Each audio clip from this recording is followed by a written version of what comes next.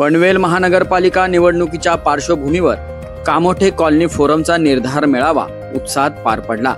माजी नगरसेविका लीना गरड यांच्या पुढाकाराने झालेल्या या मेळाव्यात वीज, पाणी टंचाई, रस्ते, पार्किंग, फायर यंत्रणा व सर्वात महत्त्वाचा येथील नागरिकांना भेडसावणारा मालमत्ता कर या प्रमुख मुद्द्यांसह हा मेळावा पार पडला।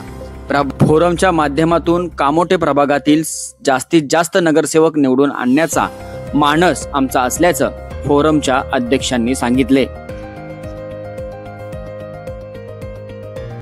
हा सर्व कामोठेकरांचा आशीर्वाद आहे।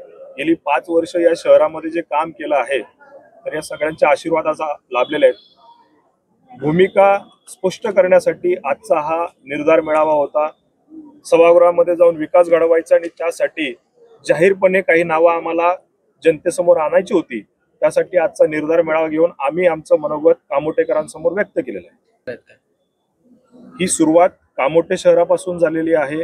कामोठे शहराचं गणित हे फार वेगळं आहे आणि कामोठे कॉलनी फोरमची काम करण्याची पद्धत पण वेगळी आहे, परंतु आता याचे परिणाम इतर शहरांमध्ये सुद्धा होऊ शकतात असा मला अंदाज आलेला आहे। कारण कामोठ्यामध्ये जी जिद्द आणि आम्ही काय म्हणतात एकजूट दाखवलेली आहे, रहिवाशांची एकजूट ही जी आहे त्या पॅटर्न वरती इतर शहरांमध्ये पण असं काही झाल्यास नवल वाटायला नको। धनशक्ती विरुद्ध जनशक्तीची ही लढाई आहे। धनशक्तीचे दुष्परिणाम आम्ही गेली 20 वर्ष भोगतोय। मागच्या महानगरपालिकेला जी चूक झाली त्यामुळे या शहराचं जे काही नुकसान झालेलं आहे त्यामुळे आम्ही कामोठेकर सुज्ञ आहोत।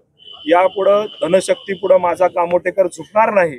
एक चांगला सुशिक्षित तरुण चेहरा, चांगली लोक सभागृहात पाठवण्याचं कामोठेकरांनी ठरवलेलं आहे। त्यामुळे धनशक्ती पुढे झुकण्याचा प्रश्नच येत नाही।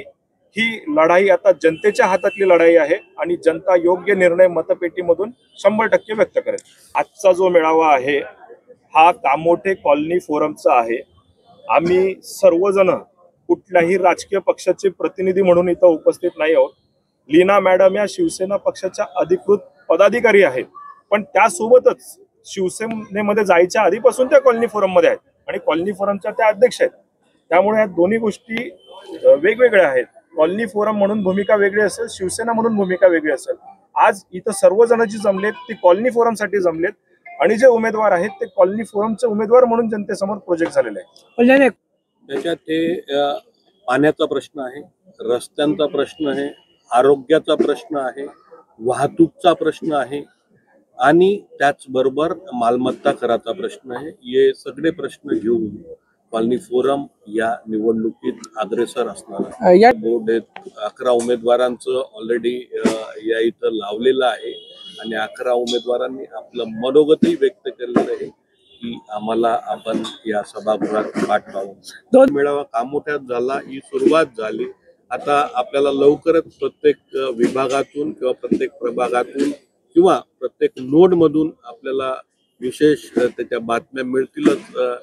थोडं आपल्याला थांबावं लागेल त्यासाठी। नगरपालिकेने जो कर लावला तो चुकीचा लावला हे आता स्क्रीनच्या माध्यमातून सगळ्या जनतेसमोर मांडलेलं आहे आणि त्या बाबतीत आम्ही गेली 2020 पासून पनवेल महानगरपालिकेच्या विरोधात भागतोय। कॉलनी फोरमच्या माध्यमातून आम्ही मंत्रालयाच्या पण दारात आम्ही लोकांसाठी जात आहे।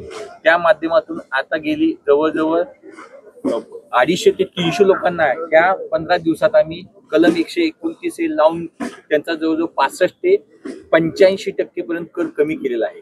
म्हणजे ही लढाई थांबलेली नाहीये। कायद्यामध्ये हा शब्द कुठे नसताना पनवेल महानगरपालिका जे आहे आणि जे सभागृहामध्ये होते ते असं घुसटण्याचा प्रयत्न करते। त्यासाठी अभ्यासू म्हणून आम्ही आज निर्धार केलाय।